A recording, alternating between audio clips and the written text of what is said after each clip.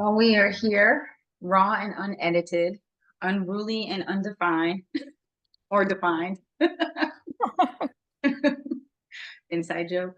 Um, so today is a beginning for me and for you because we're doing this right now in these moments of the where the energy takes us. So Cynthia and I have had these great conversations um, about being seen. So actually, before I start, let me introduce myself and Cynthia. Today is Cynthia Davidson here with me. Also within her line of work is Intuitive Essentials, where she has a bundle of goodies. And I am just brand spanking new in this moment, but not new to like what I'm doing. So I had asked Cynthia if she would be interested in being on this journey with me. And you said, Yes. And I only have myself muted because there was a plane going over. So yes, absolutely. Thank you so much for asking me. thank you for being here with me and doing this with me because it's taken a long time for me to be in this place of being seen. And that's a still a journey. So I had been going through all these wonderful transitions in my life, and I have a new transition that I'm experiencing, um, which is divorce. And through divorce, it doesn't always have to be brutal and ugly and all those types of things, but just, not to go through it all. There's just emotional things that you tend to experience. You come through an awakening and realizing who you are again. In some situations, you've been lost in some of the ways. So for me, um, I have gone through a lot of being lost and suppressed. So Cynthia's been my ride to die and helping me arrive Aw. moment right here because we cannot do life alone. You just can't. It's not meant for us to do it alone. And she's my soul sister. She's just my sister. If someone asked me if I had a sister, I'd be like, yeah, yes, I do. We just have different parents. So Cynthia, I have my question for you. Oh wait, that's not the right one. So let me go back to my thoughts this morning. Because Okay. I had a lot of thoughts and I was working on like healing through movement and all those types of things. And I'm like, well, where do you want to begin? So I thought, well, this morning was the beginning. Dum-dum-dum. Right. Dun, ta, da. So I'm just gonna read verbatim what I have written to Cynthia because that's just the rawness of it. So the conversation, the beginning, life's never ending beginnings and endings. And it's like an oxymoron, an unsolved conundrum, the beginnings of us, leading into enlightenment, having the aha moment, the light bulb moment, the epiphany, you know. You want to not be that bag lady, Erica Badu. You want to walk into your joy and your light and know what that feels like and how amazing that feels.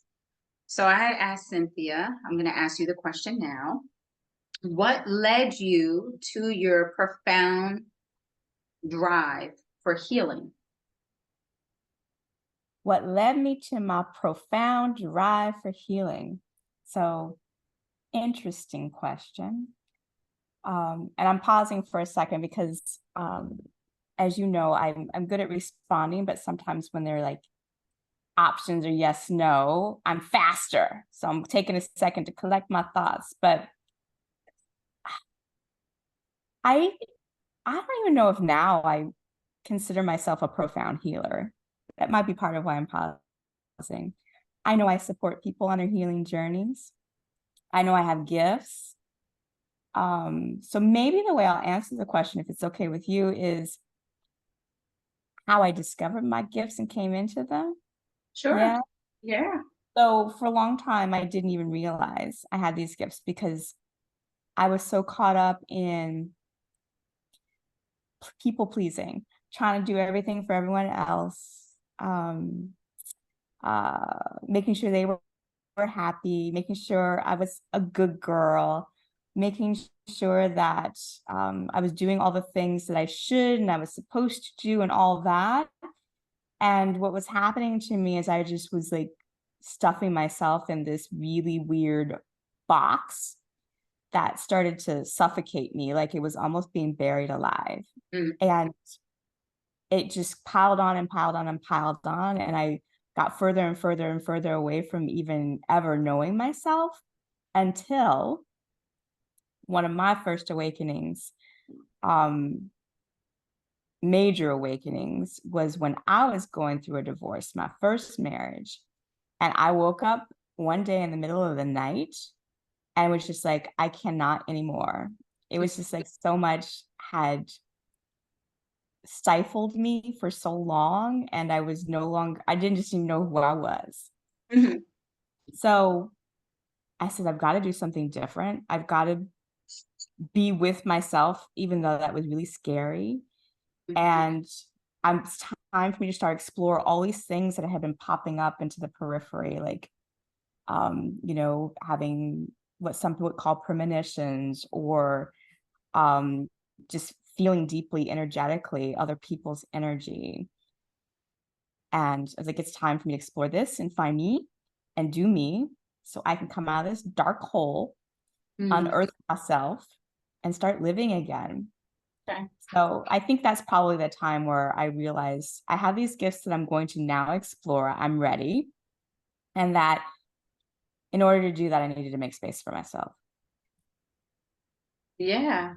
Very relatable. Making space for self. Some people would tend to think that that is easy to do when you're in a relationship that is even uh, a pleasant place, a pleasant relationship, a restoring and happy place, but it's still also challenging. Whether you're coming out of something and also coming from something that isn't all that great or not great at all into something that you already have, versus just also being by yourself, not in a relationship at all. Yeah. Because you have this beautiful space when you are by yourself, because there's nobody else distracting you. You're not pulled from those energies from those different people. Right. Yeah. Do you remember where you felt in your body, like energy, or like the urge, or like the suffocation? Wow. Interesting. Thinking back on it, it probably just felt like I was being Hmm. choked. Like I had no voice. I couldn't speak. I couldn't verbalize anything that was going on. I was just like choking to death. That's kind of, so it was here. Heart was strangled too. It was just like, like this suffocating weight on my heart. And it's interesting when you talk about the space piece, because that's where I felt it in my body. But then I also think I realized intuitively in those moments that it's really me who needed healing, and that it wasn't even the gifts that I was looking at anymore to explore, although that came in time, but that it was time for me to heal myself, that there was like so much I needed to, I just rebirth myself. I needed to restore myself, renew myself. Yeah. I love that. Rebirth, restore. All the things that I also find that I do on a daily almost, but not as significant as in those very emotional, in that emotional space and time, in that time when I was going through that, versus also when you in the beginnings of it, I guess is what I'm Yeah. Yeah. saying. I love it. Thank you for sharing that. Um, Again, I don't know, a lot, people wouldn't know because they don't share what we share. So there's this very much a lot that is relatable for myself with that I share with Cynthia, and also within my sisterhood with her, there's this amazing energetic connection where we just vibe off each other. So she feels, I feel, if I feel, she feels. And I'm full of gratitude for that, because it's beautiful to have an amazing life force who just says, I got you, girl. I hear you. I'm here. And mind you, I may not have even sent her a message or said anything.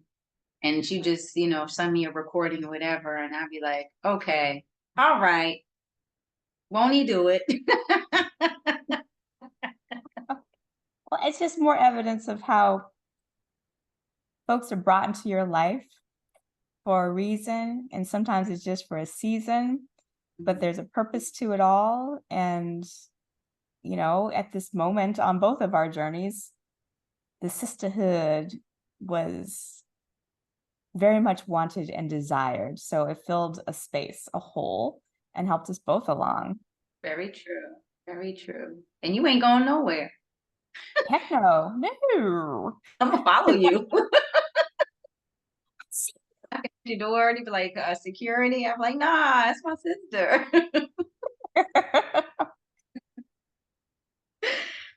Okay. So the second question I have is, let me see if I might change this up. And we can vibe really well. So Yeah, wherever this conversation goes, it may. it may. Very true. Well, let's see. Let me entertain that. Where am I feeling? What's the urge taking you? No holds barred. I'm an open Rose book. bar. The griminess. The griminess of the defined, ugly struggle of coming into your known, your alignment. And I say this not to have the reflection that brings up any unpleasant thoughts or things of that kind. Yeah, 'Cause no. that's neither one of nature's. But we also have healed so much that it just rolls right off of us. So it's not even a thing. But to those who are listening, please be mindful that there might be things that we say that could trigger you. So please have your support group handy, or reach out to one of us. Absolutely. And I appreciate this question because, yeah, it does roll off now. If you had asked me this question a couple of years ago, I'd be like, no, we're not going there. But it's interesting because reflecting back now, the griminess, wow, in the middle of it all, it just felt like literally there were moments I felt like I was going to die. Like I just didn't know the way forward. I didn't know the next step. I didn't know. I felt so alone. No one would possibly ever understand me. So actually, I kept all of it to myself. My family didn't Mm. even know what was going on all of this time. And the only time they knew is when I said I was moving out on my own and getting a divorce. That was one of the times. So yeah. And in hindsight, I wish I had reached out to them because we are not alone. And they would have appreciated me reaching out to them because they wanted to support me. They wanted to be there for me. And it was like, we had no idea. So Right. if you don't speak up, people don't know what they don't know and they can't help you through. And you don't necessarily then have to go through this death. I mean, the death is going to happen in a certain respect, but you don't have to do it alone. And that there's someone there right next to you to resuscitate you versus just feeling I'm going to die and die alone. Yeah. So it was like the depths that I've never, ever, ever felt before. And I didn't see the way on the other side. It took quite some time, many, many months before I did. Ended up actually through it all and toward the end of it all, because I was so desperate for finding that light that I actually went into therapy. Now, not traditional talk therapy, because for me, that was not useful. But I discovered that I had PTSD from my time with my ex. And so I went into something called EMDR, and that helped me get rid of some of the triggers, and to a point where I was able then to let things roll off and no longer be triggered anymore, which was super important and helpful for me so that I could finish the rest of my healing and then know that I wasn't alone, that I had support there, not just my therapist, but I could then see how my family and my friends were there for me as well, and had a voice again, no longer feeling choked and stifled, to be able to lean on them and use that. So yeah, the griminess was real, and it's not happened just that time, but many other times. What I found through all of the grime, for me at least, was that realizing I wasn't alone, leaning on support systems, like you said, also though, not trying to escape it and not trying to like say, oh, nothing's wrong, because that's what happened for nearly 20 years in that relationship. And it just got worse and worse and worse and worse and festered until I realized, no, I got to do something about this. There is something wrong. Right. So don't push it on the rug. For me, don't put my head in the sand, and just kind of say, yeah, it's time to slog through and do the hard work of the healing. Yeah. It's not easy. Yeah, the griminess. Thank you for sharing it, because I know that has to resonate with somebody. If it resonates with me, it resonates with a variety of people. Do you have a question for me? Well, possibly. Possibly. I would be curious if you felt some griminess that you're wanting to share today, and if not, we can keep it on me. Griminess. Well, like you said, there's a lot of griminess, through the course of our lives. But a life that I have lived, the two most significant, no, there are actually, yeah, there's more than two, but in regards to relationship wise, with someone that I'm sharing intimacy with, I also have dealt with PTSD. And I'm still actually working through some of that with my most recent relationship, the dissolve of that one. And I felt in both of them, I felt trapped. And one of them I could not escape because it just was such a vital place to be. And in the second relationship, yeah, I lost myself. I kept saying, like, I'm just, there was something that wasn't right. I knew something wasn't right. Other people can see that something wasn't right, but we just couldn't put our finger on it. Just didn't understand it. And for a long time, I've shared with you that I just wrote on hope. I hope it's going to change, because there was still love there. I just hope it's going to change. I hope this person's going to do this. Hope we could do this, or whatever. And hope was not enough. You need action to go along with hope.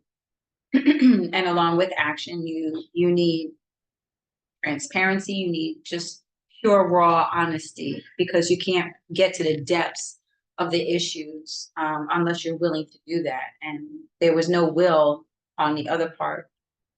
So, I found myself alone in a relationship for about 20 some odd years. And it's just a hard place to be. You just feel invisible. You feel lonely, not important. Also, there were just things about me that were known that was not respected. And somehow I allowed all that to be buried and swept under the rug and stomped on, and, just clean it up, just fling out the residue off the rug, so to say. And then, pieces of me would just fly out into the wind. Yep. That resonates so much with me. Yeah. Yeah. Yeah. And we shouldn't ignore those signs, I think it's really important not to ignore those signs in yourself, because they're indications that something is not aligned. Yeah. We get to be seen. We get to be heard.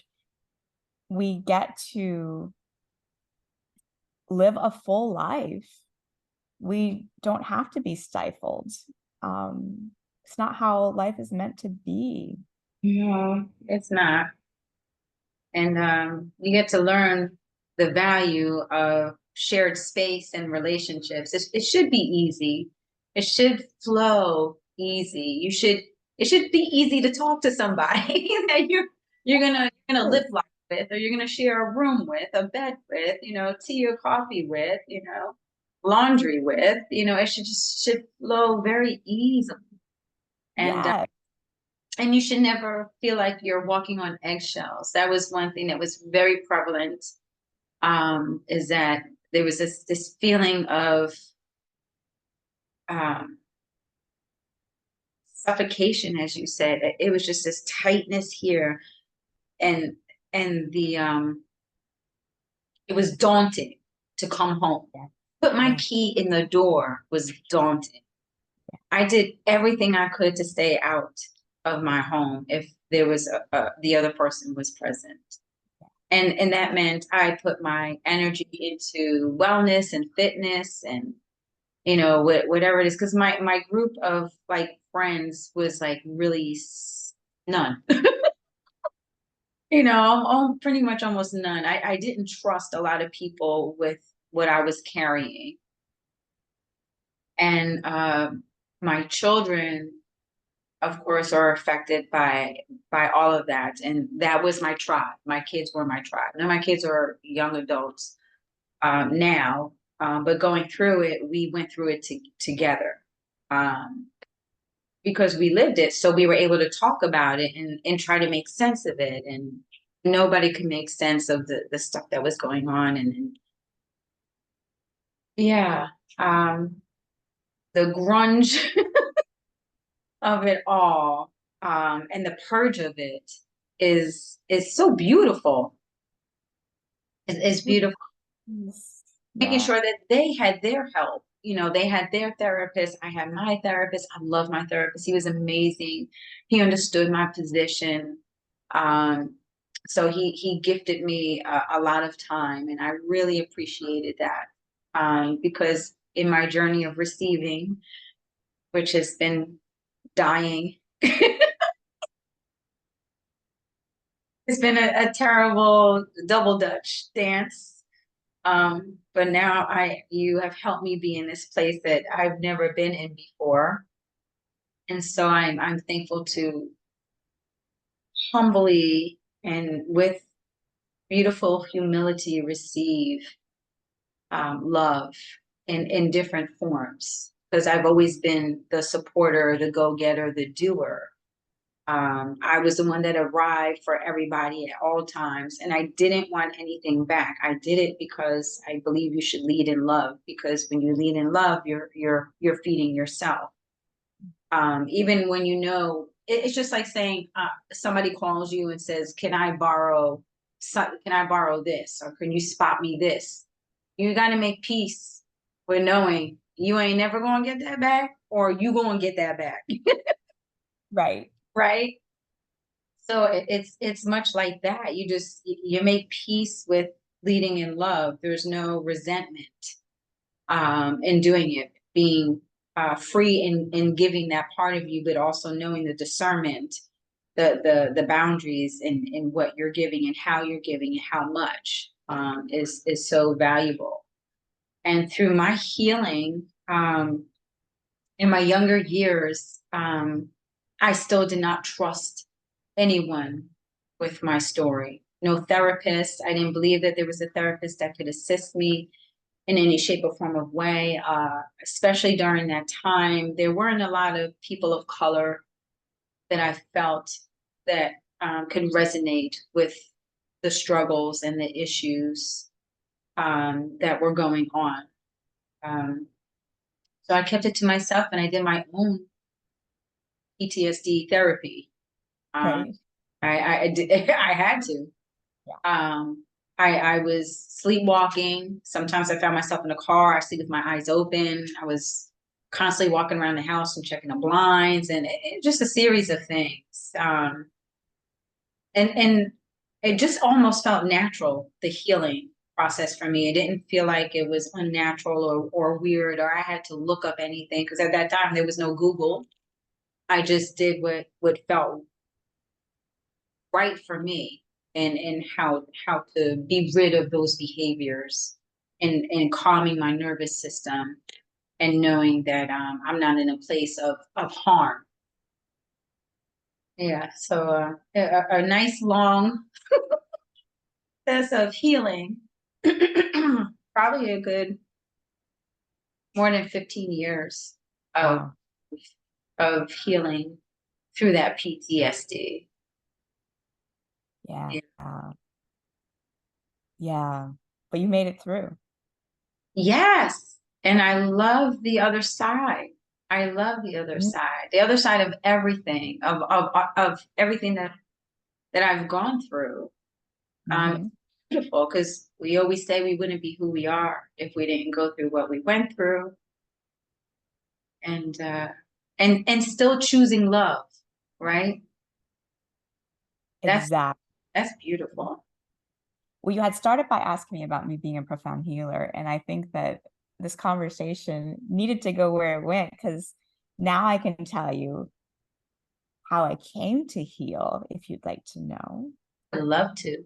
So it took that journey on healing myself and then delving into my gifts and being more open to them to realize that I had a gift for supporting others on their wellness journey.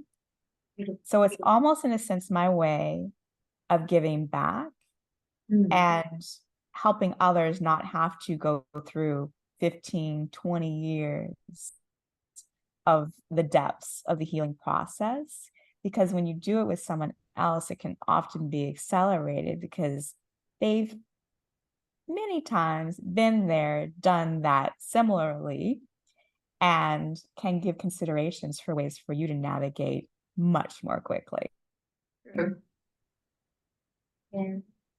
Was it Yeah. rewarding for you? Yes. It was actually very cathartic Yeah. because I could see people working through their ish so Yeah. much more quickly than I was able to. And the light bulbs coming on like almost immediately because I was able to share experiences and give tools and resources. They were like, oh my goodness, yes, yes, yes. All the things I didn't have that I learned about and then now can share with others. So it's very rewarding, but very cathartic as well. I love that. It's very About for you, it's very because peaceful. you a healer too. You a Yes, healer too. yes, ma'am. Yes, yes. Yes, I is. I was um I don't know, I always say I was born like this. That's the best way I can express my knowing. Just as a little girl, um, doing the healing. And my earliest experience would be with my amazing grandfather, who was just this love of my life, love of my life. He was my father figure. He gifted me so much, but he would go and do missionary work. He would just go around and visit all the elders in the community and people who were going through something. I don't even know how he started this journey. I mean, he was also a vet, so I think that was also the lead into it because he did meet, I think, with other vets, going to their home and just seeing about them. My grandmother would bake things and give it to him and take, and I was my grandfather's shadow. So where Al went, where AB went, Rachel went, right? So I just, at the earliest, just remember just sitting there on the couch and just listening to this adult talk. And I can't be any more than 5, 6 years old. And I just have solutions. I have solutions, and they're looking at me, my feet are dangling off the couch. And they're like, um, what? Like this, it's just what is going on, and they welcomed me. The elders welcomed me, and I appreciated that space. And there were always these jokes that I didn't understand because they were just too much over my head. I was just too young to get them, but they received the information that I was given. Um, and a lot of times, in connecting with them, I was just told, I feel so much better when you're around. I feel so much better when you come and you visit. And um, this light and energy and joy that you bring is so healing. It didn't make any sense to me. I just went on with my day. Okay. Can I get a cupcake? Can I get a lollipop? All right, great. you know, um, and keep it moving. And then as I got older, there was this woman. Oh God, is it? No, not Ruth. Oh my, I can't remember her name. I hope I will remember her name. Not right now, but I will. Her, this woman was a single mother. She lived downstairs from a girlfriend of mine, and my girlfriend and I were only a few days apart in our birthdays, and we would vibe in this space where we were always giving. Let's just go. We see someone struggling. We see something going on. Let's go see how we can help. And we were teenagers, and typically teenagers are not out doing that, but we were. So we would help. We would go downstairs and help clean the woman's house, help with her kids, all that kind of stuff. And this woman, later on, of course, evolved and elevated to wonderful healing places, and relocated. And I remember being invited to her home with my girlfriend. And she just said, Rachel, you're a natural healer. And I'm like, okay, well, I don't know what that means, but if you say so, like, is there a school or something? Like, you know, what am I supposed to do? And I'm like, I don't have a tribe, my indigenous tribe. I don't know their names. So who's going to help me know this, And I had wished that I had stayed with her in connection with her because she would have helped me along the way. But that was the journey. So, and that was okay. So needless to say, in my in my teens, being told that by an adult was gratifying because it let me know that I'm not alone. I'm not cuckoo for Cocoa Puffs. The things that I know and feel and do are for real. So I appreciated that because the communities that I had been in, were not ones that would speak about that or recognize it or um, and give any support for that. Yeah, from that point on, I just started, I don't know, helping the people closest to me heal and That's just being intuitively. Yeah. Yeah.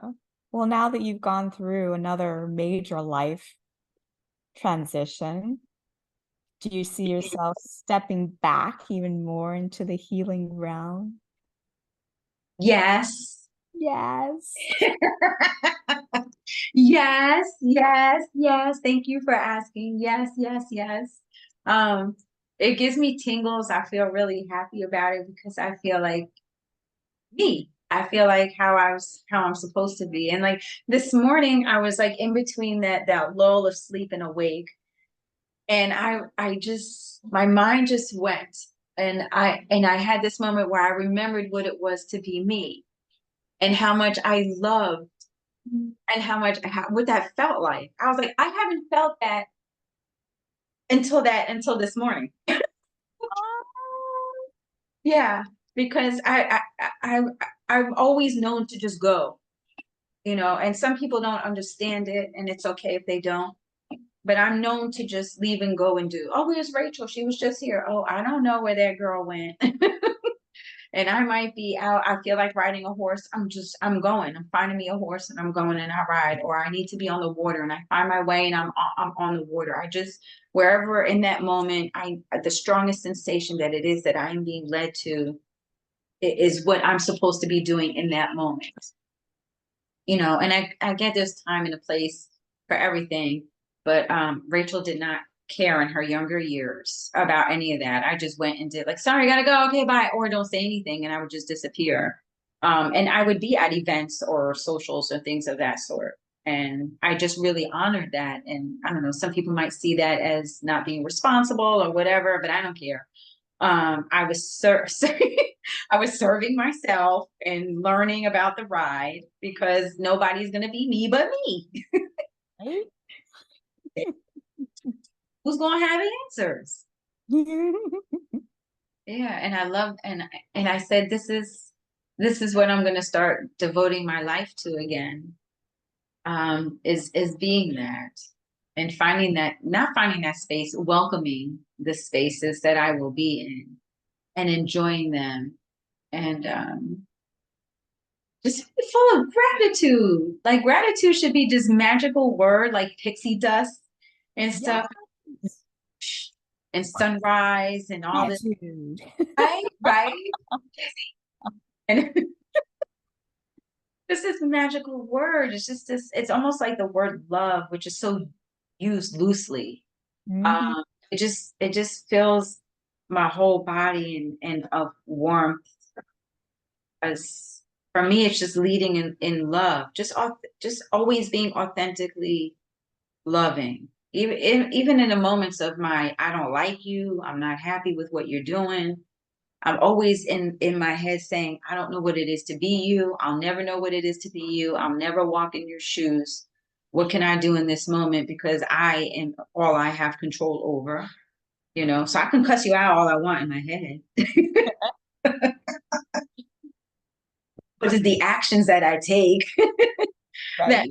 matter, but centering myself before I take those actions, because then that energy comes forth, in leading in love. And that is the intention. However a person receives it is all on them. All I know is that I can only give what I'm willing to give. Right. Yeah.